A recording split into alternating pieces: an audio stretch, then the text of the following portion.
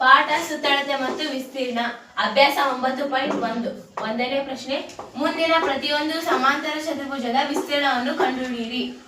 ಅದರಲ್ಲಿ ನಾ ಈ ಲೆಕ್ಕವನ್ನು ನಿಮಗೆ ತಿಳಿಸ್ಕೊಡ್ತೇನೆ. ಈ ಲೆಕ್ಕ ಏನಿದೆ ನೋಡೋಣ ಫ್ರೆಂಡ್ಸ್. ಪಾದ 2 ಸೆಂಟಿಮೀಟರ್ ಇದೆ, ಅದಕ್ಕೆ ಪಾದ 2 ಸೆಂಟಿಮೀಟರ್ ಹಾಕೋಣ. ಈಗ ಎತ್ತರ 4.4 ಸೆಂಟಿಮೀಟರ್ ಎತ್ತರ ಕೊಟ್ಟಿದ್ದಾರೆ. 4.4 ಸೆಂಟಿಮೀಟರ್ ಎತ್ತರ.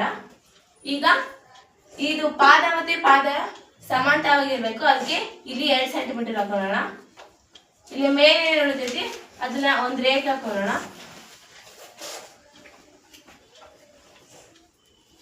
ಈಗ ಪಾದ ಎಷ್ಟಿದೆ ಫ್ರೆಂಡ್ಸ್? 2 ಸೆಂಟಿಮೀಟರ್, ಎತ್ತರ 4.4 ಸೆಂಟಿಮೀಟರ್. ಅವ್ರು ಏನ್ ಕೇಳಿದ್ದಾರೆ? ಸಮಾಂತರ ಚತುರ್ಭುಜದ ವಿಸ್ತೀರ್ಣ ಕೇಳಿದ್ದಾರೆ. ಸಮಾಂತರ ಚತುರ್ಭುಜದ ವಿಸ್ತೀರ್ಣ ಪಾದ ಇಂಟು ಎತ್ತರ. ಪಾದ ಎಷ್ಟಿದೆ ಫ್ರೆಂಡ್ಸ್? 2 ಸೆಂಟಿಮೀಟರ್, ಎತ್ತರ 4.4 ಸೆಂಟಿಮೀಟರ್.